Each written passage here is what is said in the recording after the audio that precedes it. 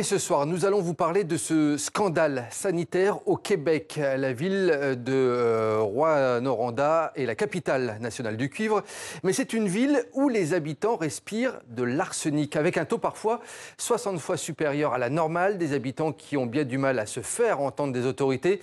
Nous vous racontons l'histoire d'une lutte collective contre une pollution industrielle. En gros, l'histoire du pot de terre contre le pot de fer. Et avec nous pour en parler, Grégoire Ozoa, journaliste et réalisateur de documentaires. Vous sortez ce livre qui s'appelle Atome 33 aux éditions Marchelli, un livre qui est consacré justement à cette affaire. En ligne également avec nous, Nicole Desgagnés. Bonsoir Nicole Desgagnés, vous êtes la porte-parole du comité citoyen ARET, qui veut dire arrêt des rejets et émissions toxiques, justement dans la ville de Rouyn-Noranda. Vous êtes le principal comité de défense des victimes de cette pollution. Je vais vous voir dans un petit instant. Mais déjà, je voulais voir avec vous, Grégoire Ozoa, pour resituer cette affaire. En quelques mots, ça se passe dans le chef-lieu de la région administrative de l'Atibi-Témiscamingue. Un peu plus de 40 000 habitants dans cette ville. Une ville où les usines de cuivre font partie du décor depuis des décennies. Voilà pour le décor. Oui, c'est tout à fait ça. Donc on est à l'ouest du Québec, la frontière avec l'Ontario. Et puis en 2019, donc vous le dites, voilà, c'est une ville qui est fondamentalement liée à l'exploitation du cuivre. Et puis en 2019, il y a des parents qui découvrent que leurs enfants sont intoxiqués hautement à l'arsenic. Donc c'est la surprise générale. Ça a été découvert par hasard ? Ça a été découvert à l'occasion d'une étude de biosurveillance un peu banale, en fait, voilà, sur les enfants de ce quartier, le quartier Notre-Dame, qui est le quartier qui jouxte l'usine. Et donc, à cette occasion, la santé publique faisait des relevés réguliers. Et cette année-là, ils décident aussi de mesurer l'arsenic, ce qui n'avait pas été fait depuis très longtemps. Et donc, ils découvrent que les enfants présentent des taux largement supérieurs à la moyenne. Et quel impact sur la santé humaine de cet arsenic, de ce haut taux d'arsenic ? Alors, bon, on le sait, l'arsenic, c'est un peu le roi des poisons. Voilà, il y a plusieurs grands crimes dans l'histoire qui sont attribués à ce point-là, pris à haute dose.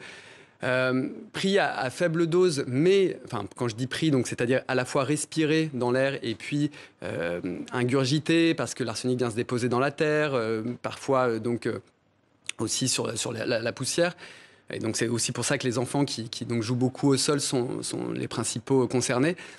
Donc cet arsenic-là, au fur et à mesure, va se déposer dans l'organisme pour ne plus jamais partir. Et donc est un élément cancérigène, comme il a été classé par l'OMS, et donc peut déclencher des cancers à plus long terme. On va aller voir Nicole Desgagnés, justement. Vous êtes en première ligne pour dénoncer cette pollution industrielle. Quelles ont été vos premières réactions quand vous avez eu connaissance de ces études ? Et j'imagine qu'après, vous vous êtes mobilisé sur place. Oui, ça a été le choc. J'avoue qu'on était pris par surprise. On savait qu'on était dans un secteur qui avait de la pollution, mais on pensait qu'il y avait un certain contrôle par l'État, qu'il y avait des normes de respecter. Alors, quand on a pris connaissance du rapport, ça a été le choc pour les parents, les grands-parents dont je suis. Et on s'est dit, il y a quelque chose qui ne fonctionne pas, il doit y avoir des normes, tout ça. Alors, d'abord, on a essayé de comprendre qu'est-ce qui se passe, c'est quoi ce produit-là, c'est quoi les quantités, quelles sont les normes, sont-elles respectées? Et là, on a appris beaucoup de choses. Notre choc s'est transformé en indignation parce que là, on a découvert que l'État était au courant. On permettait à l'usine depuis plusieurs années de dépasser de façon incroyable les normes québécoises et que, entre autres, l'arsenic, mais on a des dépassements au niveau du plomb, du cadmium. On a presque tout le tableau périodique qui nous retombe sur la tête à différentes mesures, mais on s'est surtout intéressé à l'arsenic parce que c'était vraiment particulièrement haut. Alors oui, la mobilisation a débuté à partir de ce moment-là. On a tenté de comprendre aussi d'où venait ça, comment ça fonctionnait, c'est quoi le fonctionnement de l'usine, c'est quoi les processus. Il n'y a pas de métallurgistes dans notre groupe, mais on a quelques-uns, moi retraités du niveau de la santé, d'autres qui le sont dans les domaines connexes. On a un ami géologue qui nous a donné un coup de main aussi. Alors, on a fini par comprendre un peu que, d'une part, c'est une usine qui est vétuste. On le voit un peu peut-être sur les images. Et ça sort de partout.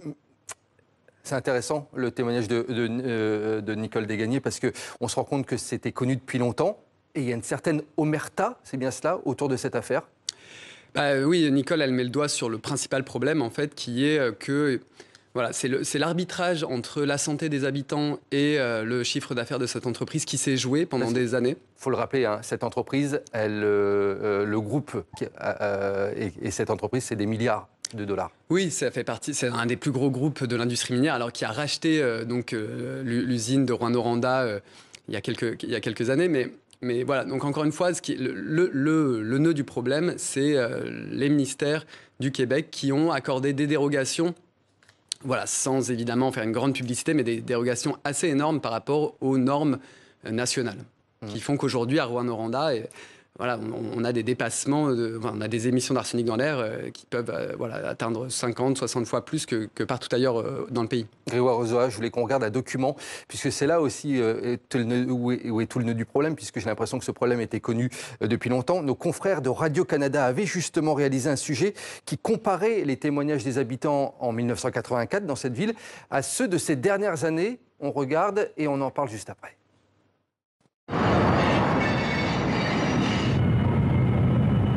Vers 6h, 7h le soir, là, que le gaz, qui lâche le gaz, là, t'es obligé de rentrer dans la maison puis de te dépêcher. Quand tu sors dehors puis que tu fais juste respirer puis que tu goûtes le soufre, tu sais que tu goûtes la mine dans ce temps-là. Nous autres, ça fait 19 ans qu'on est mariés, ça fait 19 ans qu'ils travaillent là. Il faut travailler quelque part. Si c'est pas un rendement, ça va être ailleurs. Il y a des problèmes partout, en fait. Ayant travaillé 45 ans à la mine, ça m'a permis de vivre puis de bien vivre. La technologie peut nous permettre de réduire l'exposition que subissent les travailleurs. Il s'agit donc d'obtenir les mêmes résultats à la fonderie de Noranda, afin que les problèmes que nous avons découverts chez les individus ne se reproduisent plus. Ça fait plus que 40 ans qu'ils savent qu'ils nous tuent à petit feu, là. Nicole Desgagnés, quelque chose qui nous tue à petit feu. On vient d'entendre ce témoignage. En fait, ça fait longtemps que les autorités sont alertées par rapport à cette pollution. Vous n'êtes pas découragé parfois lorsque effectivement il y a un silence face à vous? Tout à fait. Écoutez, découragé puis en même temps en colère. Je veux revenir sur 1984 où dans ces années-là, on avait aussi beaucoup de soufre du SO2 qui faisait le goût de la mine, comme les gens parlaient dans le reportage. Puis à l'époque, il y a eu toute une mobilisation citoyenne qui a fait qu'on a installé une usine d'acide sulfurique. Donc, on a récupéré une grande partie de ce SO2-là.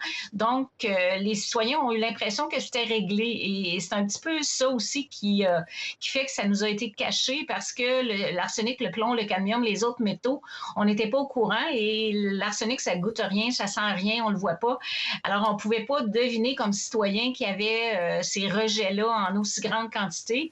Puis comme l'irritant qui était le SO2 était disparu en bonne partie, là, il y a quand même des moments où ça dépasse les normes, tout à fait, mais il reste que ça a rassuré les gens et ça a fait qu'on a un peu évacué les craintes qu'on avait. Nicole Desgagnés, oui. Dans ces derniers jours, ces dernières semaines, ces derniers mois, comment évolue le dossier? Est-ce qu'enfin vous êtes entendu? Est-ce que l'usine ou l'entreprise Glencore discute avec vous ou c'est toujours très compliqué d'avoir des réponses? Alors, ça demeure très compliqué. Le gouvernement a encore autorisé, il y a un an et demi à peu près, des dépassements de 15 fois la norme québécoise. Là, on parle d'une norme annuelle de 3 nanogrammes par mètre cube. Alors, on a autorisé 45 pour les 3 prochaines années et on vise 15 pour dans 2 ans. Ce qui est troublant là-dedans, c'est qu'il y avait eu une consultation de la population à laquelle les gens ont vraiment dit qu'ils trouvaient que les délais étaient trop grands, ceux qu'on donne à Glencore. Et là, ce qu'on ajoute à ce moment-ci, c'est que la compagnie est en train de remettre en question les études de biosurveillance. Ils veulent faire des études qu'ils disent indépendante, payée par la compagnie indépendante, je pense que ça va pas ensemble. Alors, ils sont en train de monter un dossier, on sent, pour ne pas se rendre aux 15. L'objectif, c'est d'investir le moins possible pour augmenter les profits le plus possible, évidemment. Alors, Glencore a 17 milliards de profits l'année dernière. Alors, on pense qu'ils ont les moyens et la technologie existe pour réduire les rejets. Grégoire Ozoa, c'est intéressant encore une fois, ce témoignage de Nicole Desgagnés. On est face, effectivement, je le disais tout à l'heure, à David contre Goliath, au pot de fer contre le pot de terre. Oui, oui, complètement. Après, voilà, moi, c'était un sujet assez grave, hein, comme on vient de le voir. Après, voilà, moi, ce qui m'a aussi intéressé, c'est pour ça que j'ai eu envie d'écrire ce livre, c'est que j'ai été totalement ébahi par la force de ces habitants qui, passé le choc, se sont mobilisés, chacun un peu à sa manière. Certains dans la recherche, d'autres dans l'interpellation des pouvoirs publics. Et il y a encore du chemin à faire, mais ils ont obtenu déjà beaucoup de résultats par rapport à ce qui était engagé il y a encore que 4 ans, quoi. Est-ce que c'est un peu l'arbre qui cache la forêt? Des scandales comme ça, il y en a beaucoup d'autres au Canada ou même, j'imagine, dans d'autres pays? Je pense que c'est aussi pour ça que moi j'ai eu envie d'écrire ce livre, parce que je trouve qu'il est assez symptomatique d'une histoire qui est assez universelle. Encore une fois, c'est l'arbitrage entre les intérêts économiques versus les intérêts sanitaires, voire les intérêts environnementaux. Je pense beaucoup parler, on en parle déjà beaucoup, mais des PFAS en France qui sont présents dans l'eau.